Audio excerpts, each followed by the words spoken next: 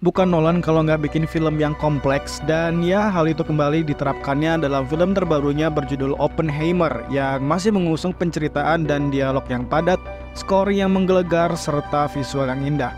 Namun memang harus sabar buat nungguin hasil yang menurut gua worth to wait lah.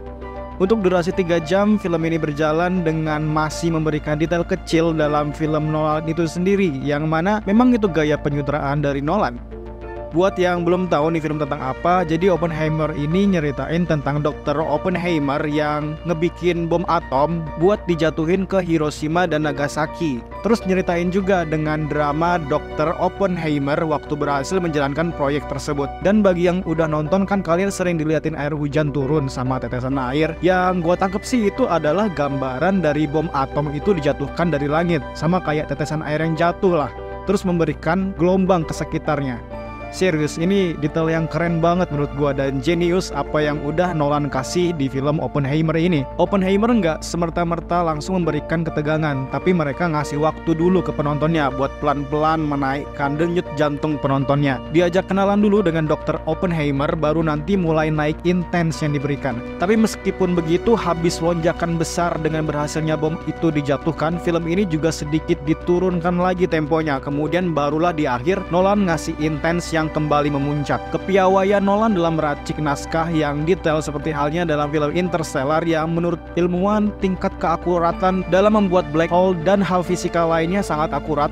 Kali ini hal-hal yang semacam ini juga ditanamkan oleh Nolan. Hal yang gua takjub lagi dalam pembuatan film Oppenheimer ini, Nolan sama sekali nggak pakai efek CGI.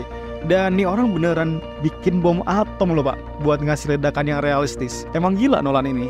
Walaupun emang dalam segi plot twist nggak mencengangkan seperti karyanya yang terdahulu, karena ini juga film dokumenter kan. Jadi ya segi realitasnya harus lebih tinggi dibanding fiksinya. Kalian bakal diajak Nolan buat ngerasain dramanya, ketegangan waktu Oppenheimer bikin bom, ngeledakin bom, terus dialognya yang padat.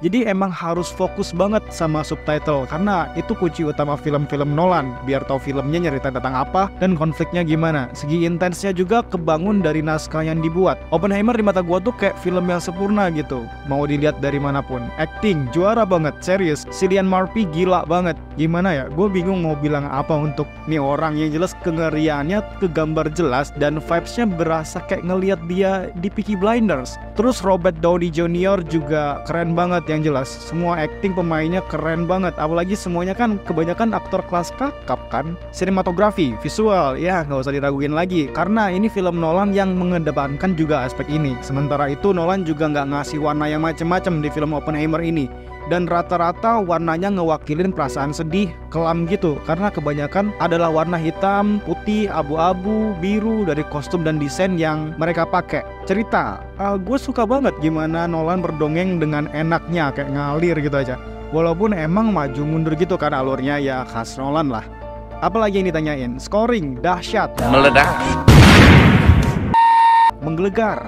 Memang film Nolan ini enggak untuk semua orang, apalagi dengan kepadatan dialog yang pasti untuk beberapa orang bakal ngerasain bosen atau bahkan ketiduran. Karena gayanya Nolan emang sedikit demi sedikit ngasih klimaks ini. Di tempat gua nonton juga ada beberapa orang yang keluar bioskop, dan juga saingannya ada Barbie kan yang tayang bersamaan. Terus durasinya juga cuma setengah dari Oppenheimer, jadi saingannya berat lah. Sekian video gua kali ini, sampai jumpa di lain video. Terima kasih dan jangan lupa bertobat.